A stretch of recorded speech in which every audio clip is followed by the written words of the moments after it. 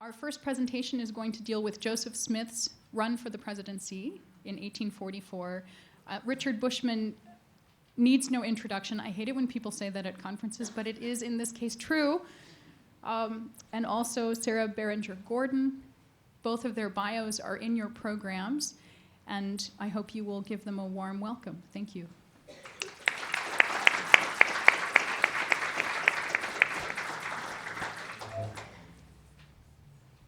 On behalf of all of the participants and all of you, thanks to Jen and Randy for bringing us together, and thanks for the Institute, very imaginative and vital group on Columbia campus. And we're very pleased to be here under your auspices, Jana. On May 17th, 1844, the Democrats met in Balmer to select James K. Polk as their presidential candidate.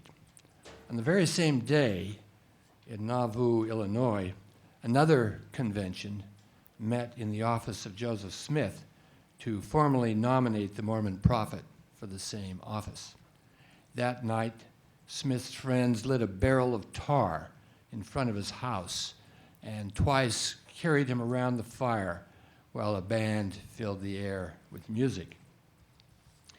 The tar burning was largely a symbolic event to publicize a campaign that had been moving forward for 4 months. The 12 apostles of the church had first nominated Smith on January 29th after a frustrating fall when the 5 prospective candidates of both parties had refused to promise the Mormons protection from their enemies. In November of 1843, Smith had posed the question to each of them, "What will be your rule of action relative to us as a people?" None of them had answered satisfactorily. Clay said he could not bind himself to any constituency in advance of the election. Calhoun said typically, "The case does not come within the jurisdiction of the federal government," igniting an explosion of vexation from Smith. "The states' rights doctrine are what feeds mobs. They are a dead carcass, a stink."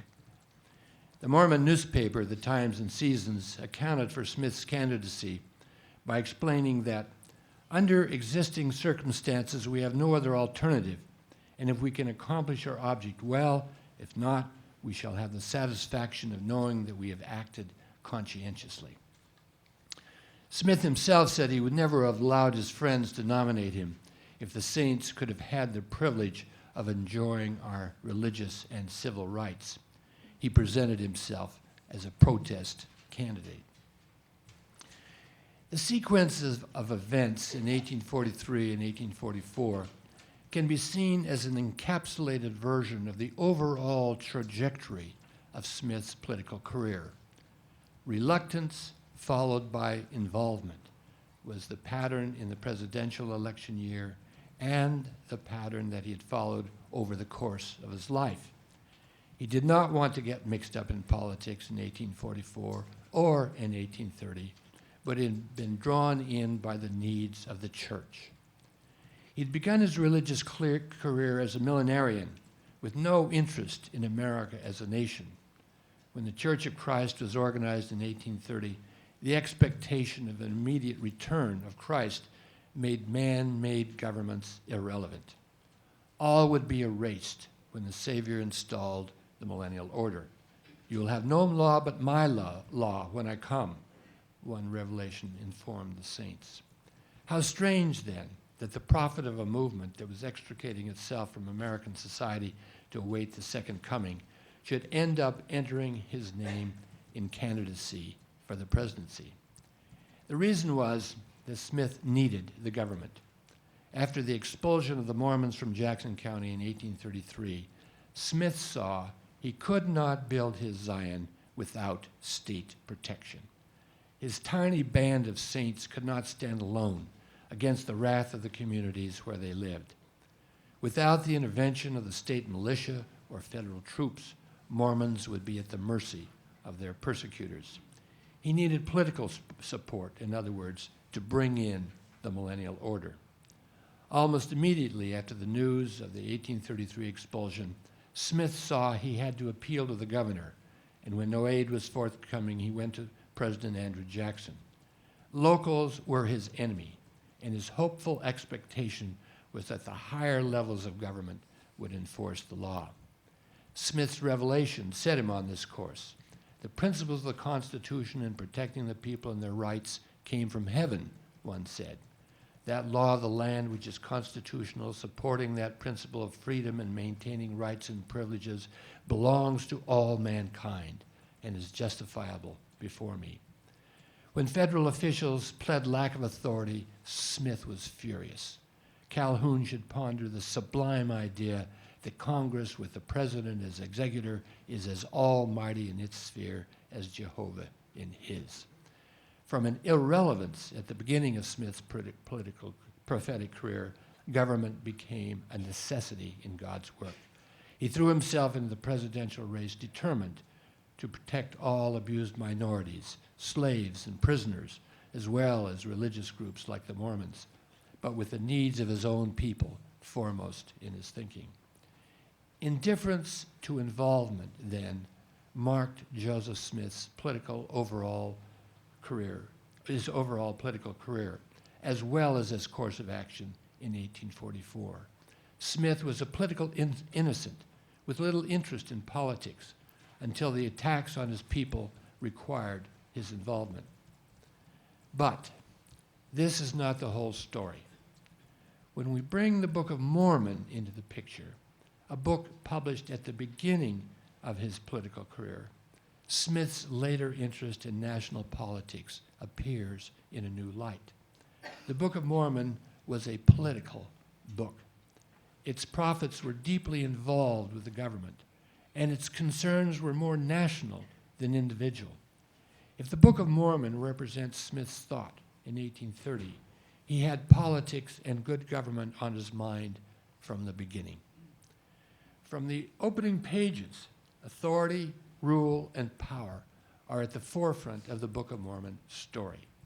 Nephi, the first prophet recorder, presents himself as the mistreated younger son who suffered at the hands of his older brothers. On one level, these brotherly battles seem familial. They warred as rival siblings. But the same issue as Lyman and Lemuel, the brothers, sought, was authority. Who had the right to govern the band of migrants? Nephi had taken charge when by custom and right, Lyman should have succeeded to his father's headship. Nephi wrote his record as a political document to demonstrate that he was the rightful leader, despite his status as a younger brother. The older two, his account insistently argued, had forfeited their rights of leadership by consistently resisting their father, their inspired younger brother, and God. That division set up the framework for the entire book. The wars between Nephites and Lamanites always turned on the question of Nephi's usurpation. The great plot of the Book of Mormon turned on the right to rule. From Nephi on, the narrative was sustained by the interplay of prophecy and politics. Politics was never far from the action. Kings, chief judges, generals, successions of power, changes in the form of government, dissenting factions, political assassinations, civil-military relationships, and the descent into anarchy when government broke down all figure in the book. For one span, the record keepers omitted politics from their account to concentrate on the spiritual, but the separation did not work. Without politics, the history foundered. The recorders seemed to feel superfluous and wrote less and less. The Nephite record revived only when the record keepers began to talk again of the nation's political life and turned the record over to a king to keep. From then on, the record came back to life. What can be said of political life in the Book of Mormon? Hypothesizing that the book had some influence on Joseph Smith's thinking, what was it? Over the years, commentators have pointed to the fundamental alteration in the form of government in the middle of the book around 92 BC as a sign of its democratic spirit. At that point, the government went from a monarchy to government by judges, chosen by the voice of the people. While popular election of the judges certainly has a democratic tone, the results were not something recognizably democratic in form. To begin with, the monarchy was not overthrown by popular demand or by revolution, as in American history. The sitting king relinquished the throne against the wishes of his people.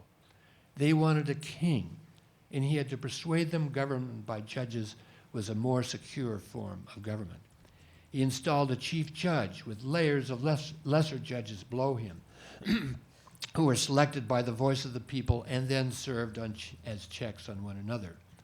Once chosen, however, the voice of the people figured only irregularly. The chief judge served for life, and when he died, the office passed on to his son in kingly fashion. Moreover, the chief judge made the laws without recourse to a legislature. Representation did not figure at all in Nephite government. There was no Congress. The transition from monarchy to judgeships, was less a reenactment of the American Revolution than a reversal of ancient Israel's passage from government by judges to rule by a king. Israel's prophets had resisted the popular desire for a king and only reluctantly agreed to the anointing of Saul. The Book of Mormon corrected that error. It abolished kingship and reinstated judges. Its inspiration seems to have been the Hebrew Bible rather than the Declaration of Independence and the Constitution.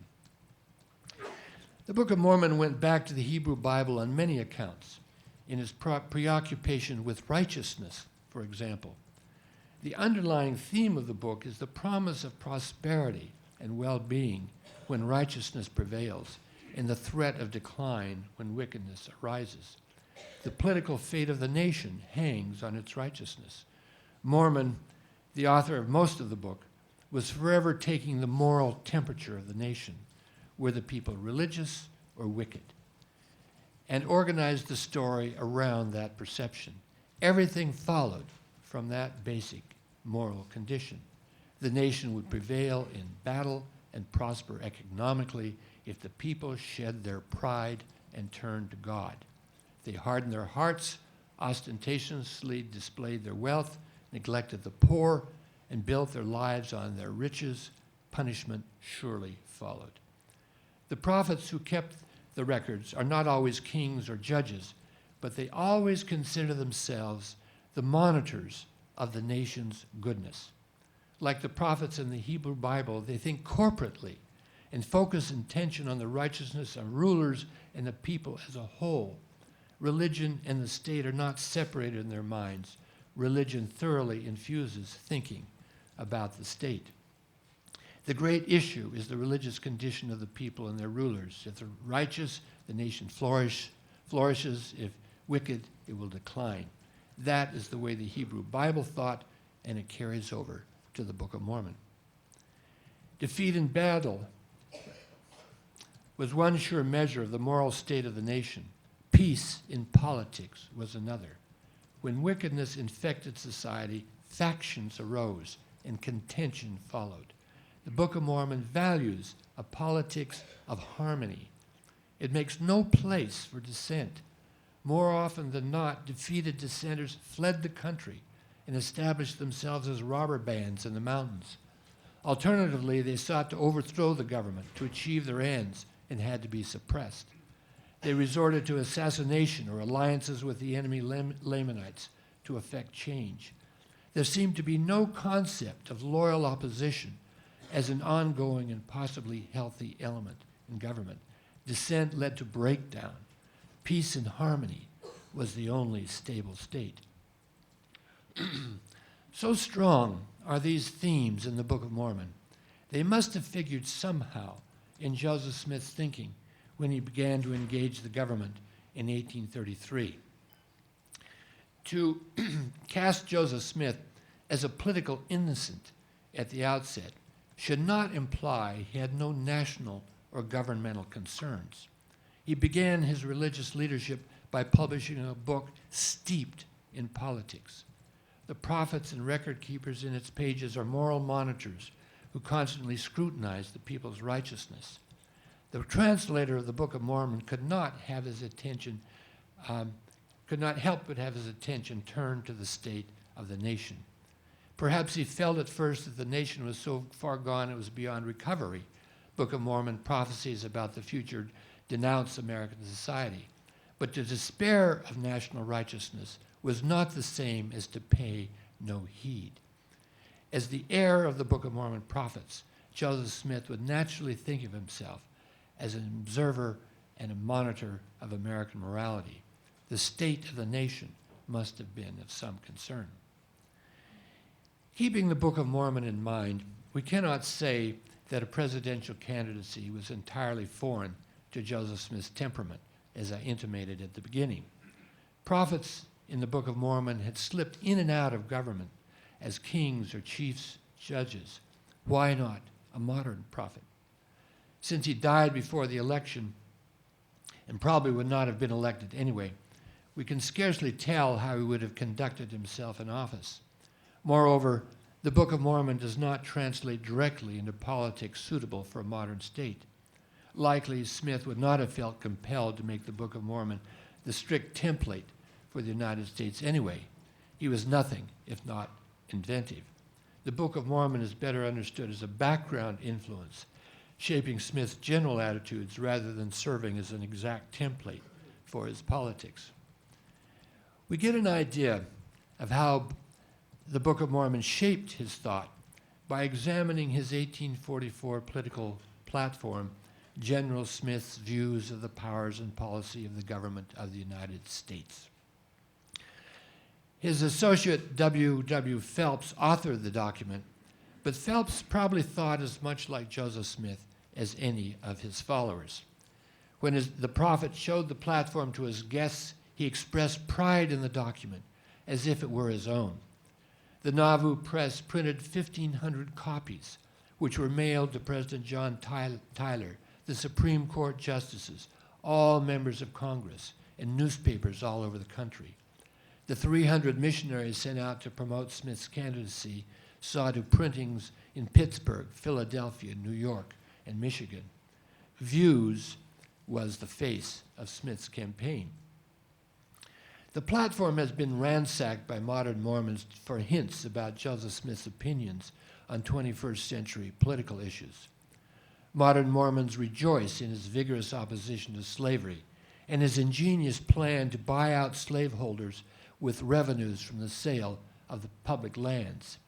Latter-day Saint Democrats take comfort in his phrase, the fostering care of government, applied to the encouragement of industry through tariffs and the establishment of a national bank. But efforts to identify Joseph Smith's political position on contemporary issues are no more conclusive than the claims of both Democrats and Republicans to the mantle of Thomas Jefferson.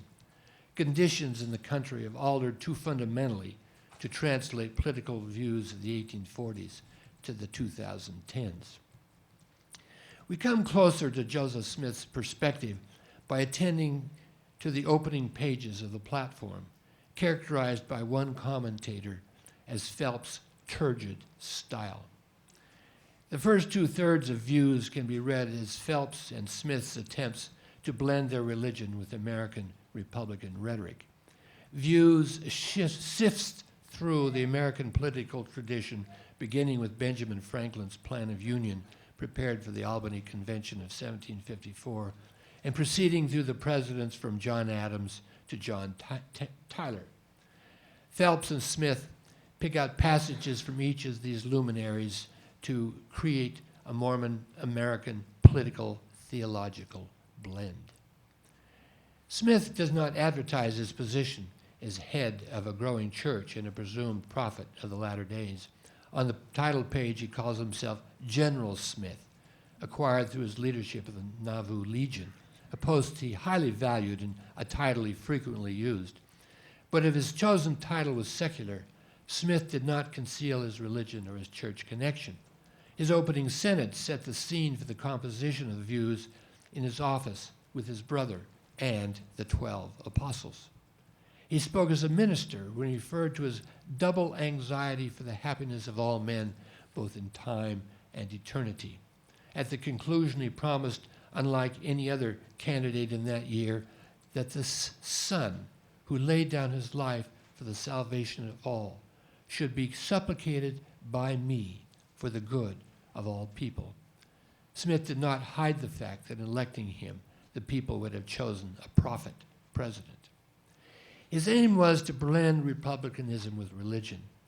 Views begins with the Declaration of Independence doctrine of equality and the incongruity of holding 2 or 3 millions of people as slaves for life because the spirit of them is covered with a darker skin than ours. He puts the preamble to the Constitution to the same use.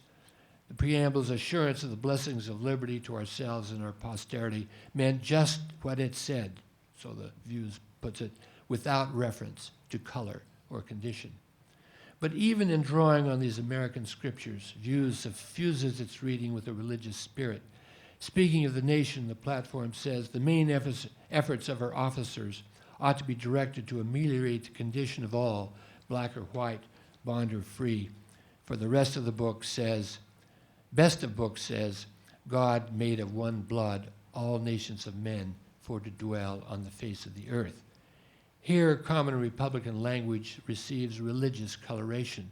Officers are servants of the people, as republicanism required, but the foundation for the principle of equality shifts from the legal political doctrine of rights to the scriptural assurance of Creator's concern for all his creations.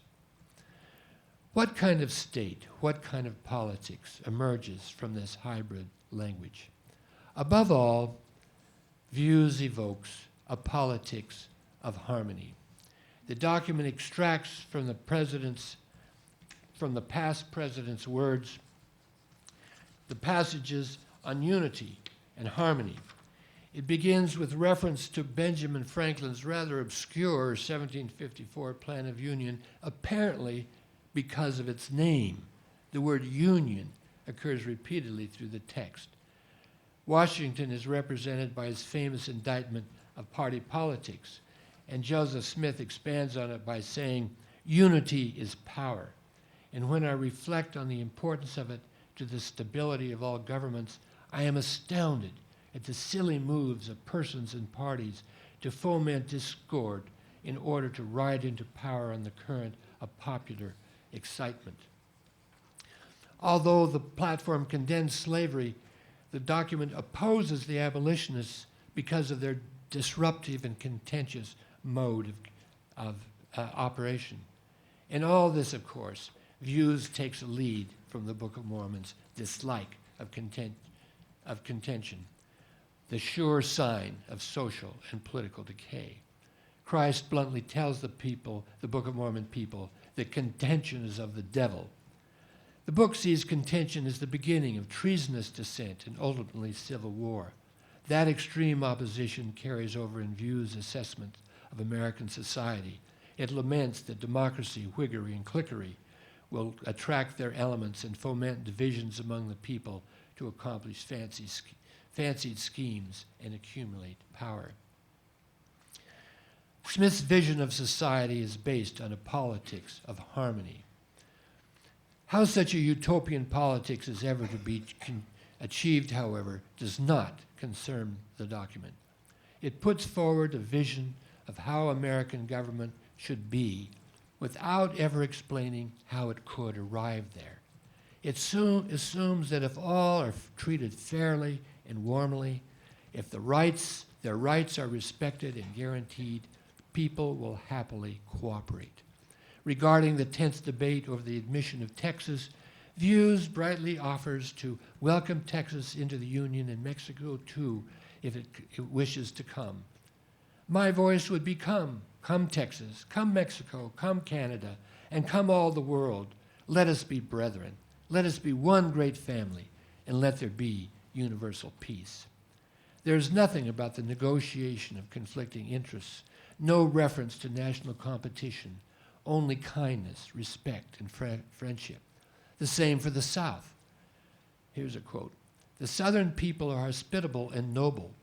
They will help to rid so free a country of every vestige of slavery whenever they are assured of an equivalent of their property.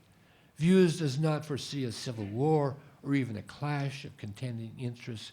Purchase the slaves it assumes, and the South will gladly rid itself of contending interests of the demoralizing burden. In the same spirit, prisoners will be transformed by a change of environment. Let the penitentiaries be turned into seminaries of learning where intelligence, like the angels of heaven, would banish such fragments of barbarism. The rosy picture of national politics did not rise out of naivete. The Book of Mormon is a tragic account of an entire civilization brought down by dissent, class warfare, and religious contention. Smith's own movement had been ridden by conflict. In Missouri, a large proportion of his own leadership defected, and citizens in the surrounding counties rose up to drive the saints from their state. As he wrote in a letter from a Missouri prison, Smith knew it is the nature and disposition of all men, when they get a little power, as they suppose, to exercise dominion over their fellow beings. But those harsh experiences did not dim his desire for a kingdom of peace and righteousness. He offered no path to this happy future other than a series of policies to alleviate the miseries of slaves and prisoners, and a few others to increase the prosperity of the nation. His contribution was a prophetic vision, not a blueprint for change. Smith's theology is noted for its high anthropology. He thought humans had the seeds of godhood within them, and in time they would enjoy the fullness of godly power. We can see that exalted optimism at work in views. The discouraging realities of American politics did not weaken his hope for a union of hearts and minds, ruled by benevolence and virtue. He conceived his role not as a policy expert to create a blueprint or a politician to win an election, but as a prophet, like his predecessors in the Book of Mormon, to tell a society of its own possibilities. The appeal of those ideas in the election of 1844 was never tested. 4 months before the election, while his corps of missionaries was promoting his candidacy across the land, Smith was shot by a mob, a victim of the hatred that he had yearned to dispel. Thanks.